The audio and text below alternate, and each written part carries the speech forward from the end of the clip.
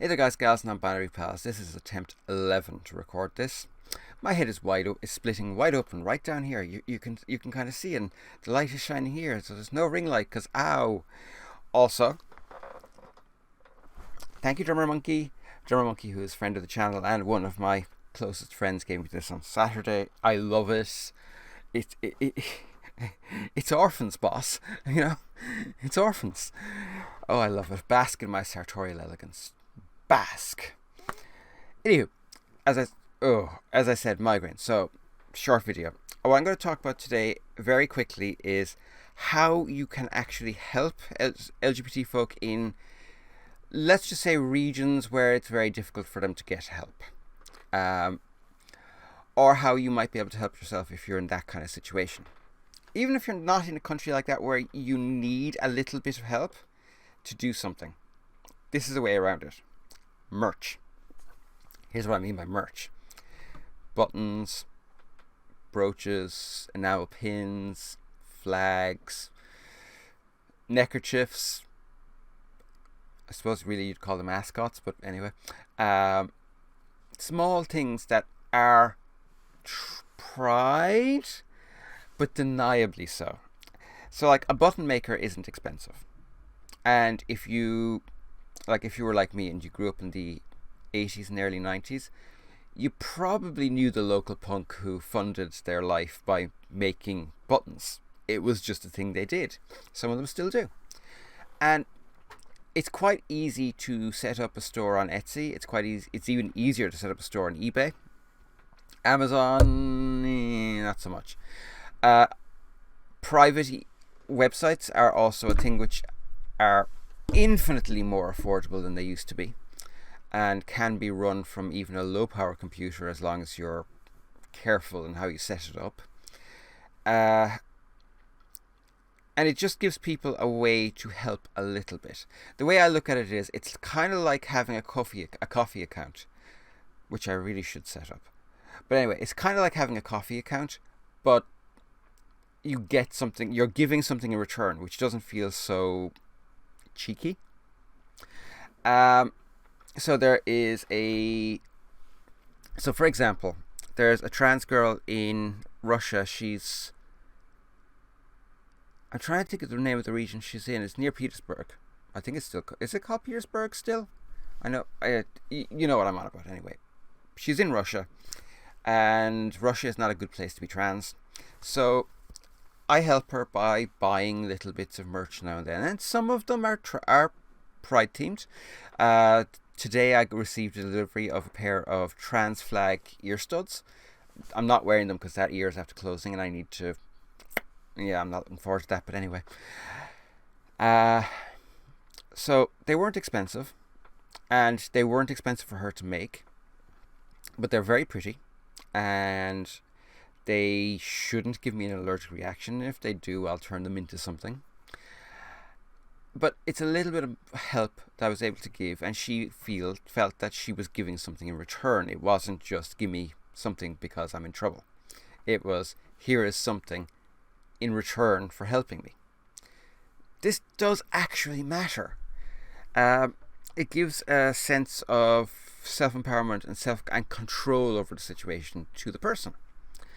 Other examples in areas that are far more accepting, although we're going to have to talk about homophobia and transphobia and just arseholishness in Ireland before the end of this week. But here we have the House of Dapper, which I'm not entirely sure if they only open during Pride. I certainly only really hear about them during Pride.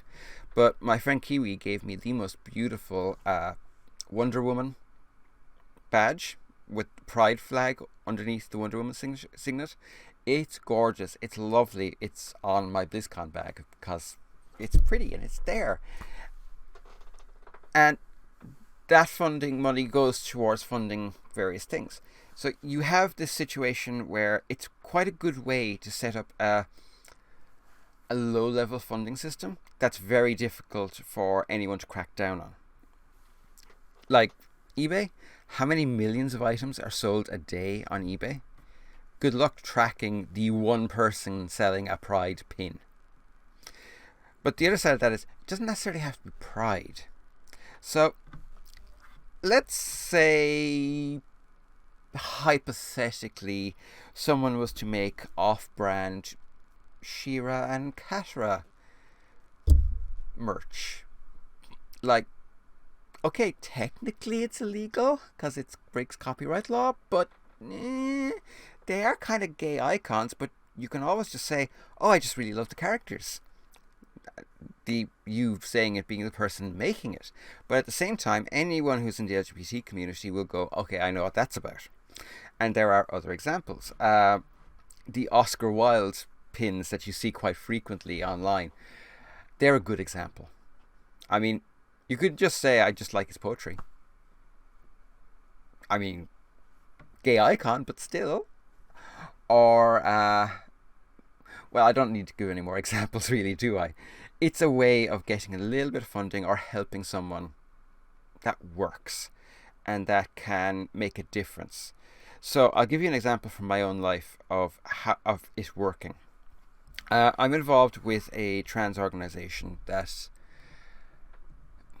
it does a lot of different things, but one of the things it does, especially in Atlanta and I can't remember the name of the other city. It's one of the cities in the US. I can't think of the name of it, sorry. Migraine. But basically what they do is they sell pins at like car booths and things like that. And that money goes to supplying sanitary materials to homeless transmasculine people or non-binary people who would need sanitary materials. And it doesn't bring in an awful lot of money, but it covers cost of fuel for getting the products to the people. It also covers the cost of buying the products, some of which are sold at cost price by various companies. Not the companies that make them, but some of the companies that sell them. I'm being kind of vague about this for a reason, which is that there's all sorts of weird entanglements and yeah. So by selling small pieces of merch, and they do it mostly person to person to avoid anything that could be tracked back to an individual, which could cause all sorts of problems, because there have been attacks and there have been threats, because of course there have, because we're just coming out of Trump's America. A man has a lot to answer for, but it works. Is it large scale and is it scalable? I don't really know if it's scalable beyond very small organizations or individuals, but it can work and it can be a small help. So yeah, that's my thoughts.